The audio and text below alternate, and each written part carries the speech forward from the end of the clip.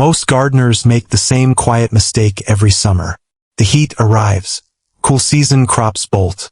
The garden goes half empty, and they tell themselves there's nothing left to plant. The Hutterites never made that mistake. These communities fed themselves through brutal summers, harsh winters, and economic collapse, without a single grocery store run, for over 4 centuries. When July heat pressed down on everyone else, their gardens didn't slow down. They sped up, because they planted the right things. Today, 9 heat-loving vegetables Hutterite and Mennonite growers have quietly relied on for generations. Plants that thrive past 90 degrees Fahrenheit, that laugh at drought, that keep a family fed from July straight through first frost. And here's what the science confirms. At optimal soil temperatures of 75 to 85 degrees Fahrenheit, warm season seeds germinate in as little as 3 days, versus 2 to 3 weeks in cool spring soil. You're not fighting the heat. You're using it. One more thing before we start. Stay through to number 7. It's the one plant almost no modern gardener grows, but that Amish and Mennonite farmers have quietly depended on as a heat season survival crop for generations. I'll cover it in detail when we get there. If you want to grow food the way the most self-sufficient communities on Earth have grown it, this is your video. Let's get into it. Vegetable number 1. Southern cowpeas. There's a reason old order Mennonite farmers across the American South have grown cowpeas for generations without ever stopping. This plant does something no other crop on this list can do.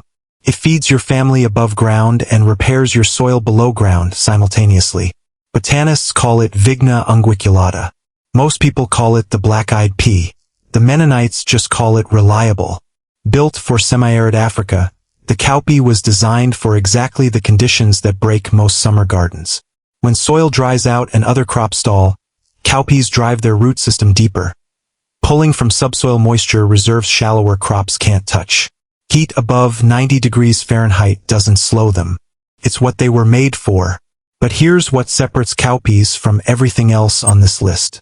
Their roots form a symbiotic partnership with rhizobium bacteria, pulling nitrogen directly out of the atmosphere and depositing it into the ground around them.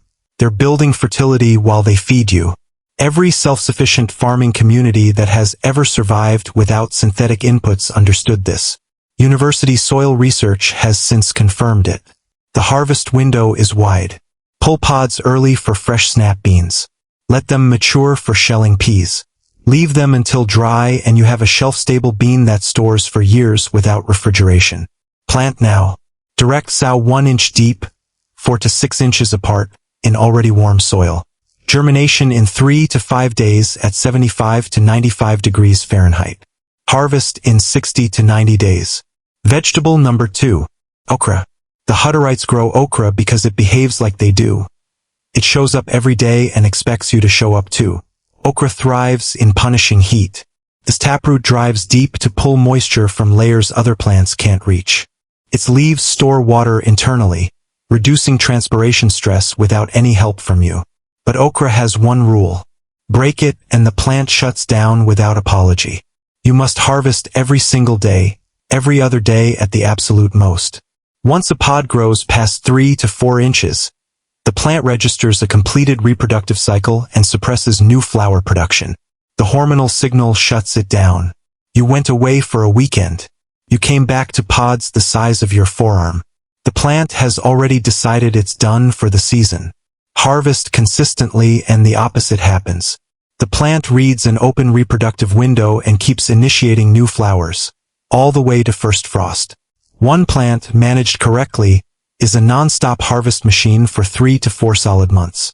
Sow 3/4 of an inch deep, 12 to 18 inches apart, in soil between 75 and 90 degrees Fahrenheit. First harvest in 50 to 65 days. Don't let it get ahead of you. Vegetable number 3. Sweet potatoes.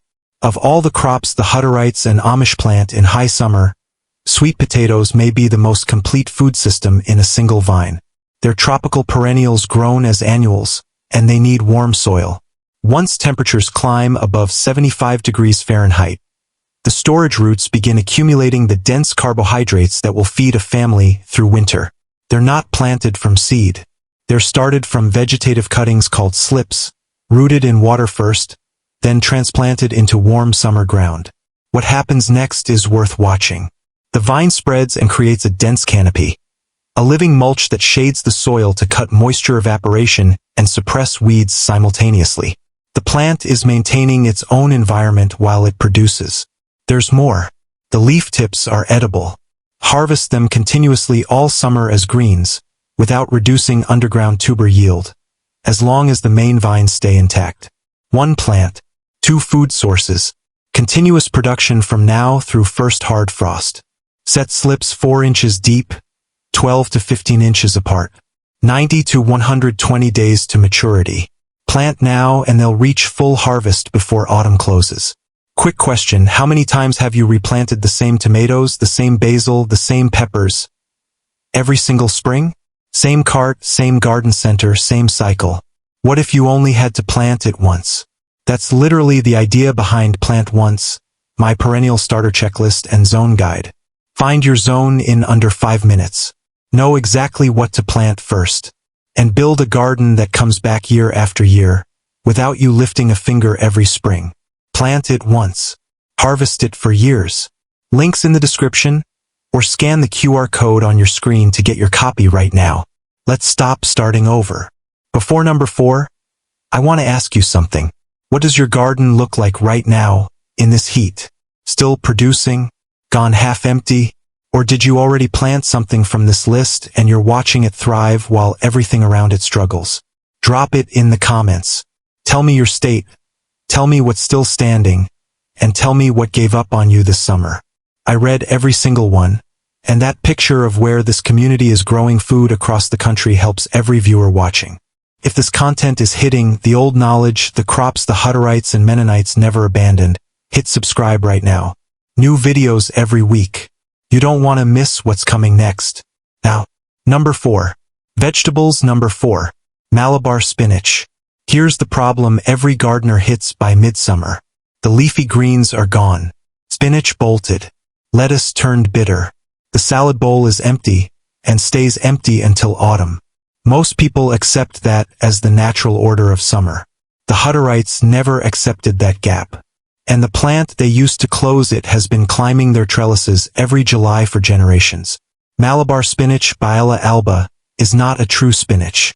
It's a climbing tropical vine, and unlike every cool season green in your garden, it doesn't merely tolerate heat above 90 degrees Fahrenheit.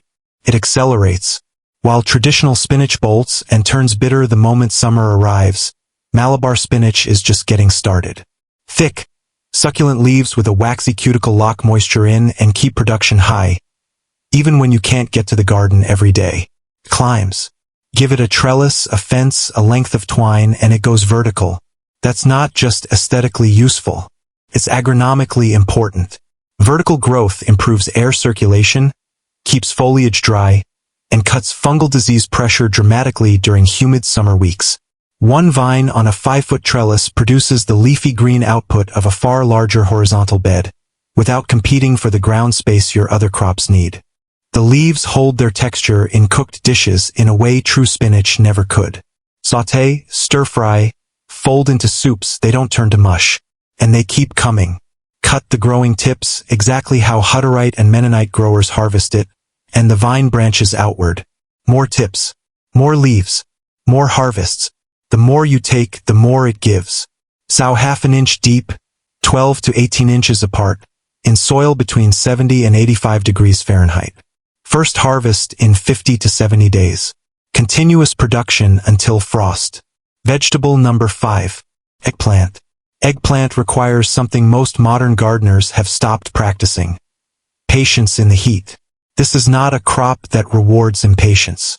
It builds slowly, deliberately, then delivers for months. Amish market gardeners have understood this for generations. While other summer crops peak and fade, eggplant hits its full stride when the heat is most intense. Daytime temperatures between 85 and 95 degrees Fahrenheit are not a stress event for eggplant.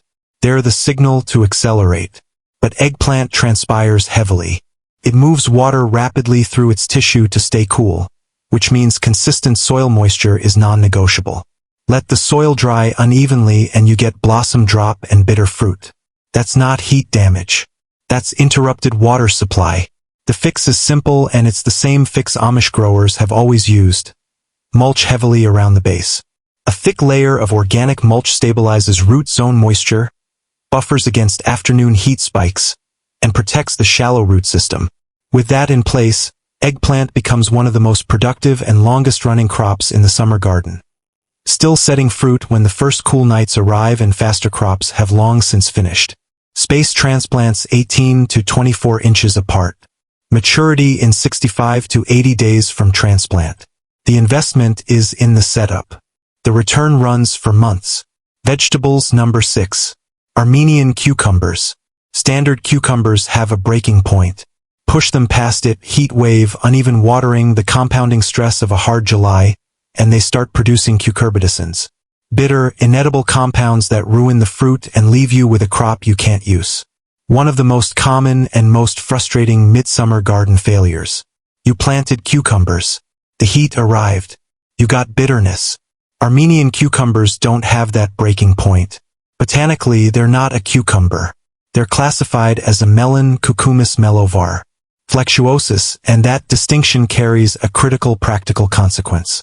Armenian cucumbers simply don't produce cucurbitacins under heat stress. The chemical pathway that ruins standard cucumbers in summer is absent. The fruit stays crisp, stays sweet. It keeps producing through heat waves that would end a standard cucumber crop entirely. This is the kind of knowledge self-sufficient communities accumulate over generations of growing through difficult summers. When standard cucumbers fail, you need a variety that doesn't. Armenian cucumbers have been that variety, quietly, reliably, while the modern garden world kept planting the same heat-sensitive types and accepting the same summer losses. Direct sow 1/2 inch deep, 12 to 15 inches apart in warm soil. Germination in as little as 3 days at peak summer soil temperatures. First harvest in 50 to 65 days. Trellis the vines, better air circulation, drier foliage, dramatically reduced fungal pressure. Consistent, clean production all summer long. None of the bitterness that ends a standard cucumber season too early. This is the one I promised you at the start. Vegetables number 7. Hot peppers. Not the sweet bell peppers wilting in a grocery store crate right now.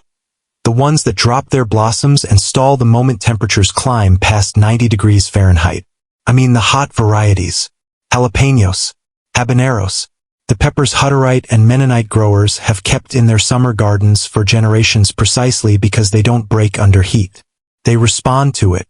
Here's what the research confirms and what traditional growers already knew. High temperatures and mild water stress actually stimulate capsaicin synthesis inside the fruit. More heat, more flavor, more production driven deep into autumn. The hotter the summer, the better the pepper. Compact growth habit. Thick, waxy cuticle that locks moisture in. Container friendly. Still setting fruit when everything else in the garden has finished. Space 12 to 18 inches apart. 70 to 90 days from transplant. Plant them now. Vegetables number 8. Yard-long beans. Most gardeners think of beans as a spring crop. Plant early, harvest fast. Pull them before the heat arrives. The Hutterites think about beans differently. They think about them as a summer structure.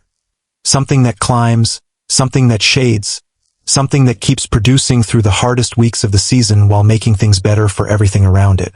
Yard-long beans, Vigna unguiculata subsp sesquipetalis, are a close relative of the cowpea, and they carry the same heat adaptation in their genetics. These are not cool-season beans that tolerate warmth. They are tropical climbing vines built for hot, humid conditions, the exact conditions that shut down standard green bean production entirely. The vines cover a trellis fast, and that coverage creates something most gardeners never plan for, shade. A mature yard-long bean trellis throws a canopy onto the ground beneath it, protecting low-growing crops from the intense afternoon sun that causes heat stress and stalled production at peak summer. Your trellis isn't just a harvest structure. It's a microclimate tool. Harvest pods pencil thin, 12 to 18 inches long. Direct sow 1 inch deep, 6 to 8 inches apart, in soil between 70 and 90 degrees Fahrenheit. First harvest in 55 to 75 days. Vegetables number 9. Roselle.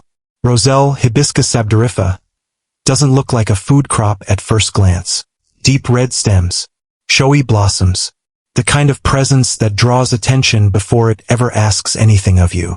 But this is the plant Hutterite and Mennonite growers have quietly depended on as a dual-harvest summer crop for generations. All summer long, the tart young leaves serve as a continuous spinach alternative. Then, as the season turns, the fleshy deep red calyces form around each spent flower, harvested for teas, preserves, and syrups that have stocked self-sufficient pantries for centuries. Highly drought-tolerant once established.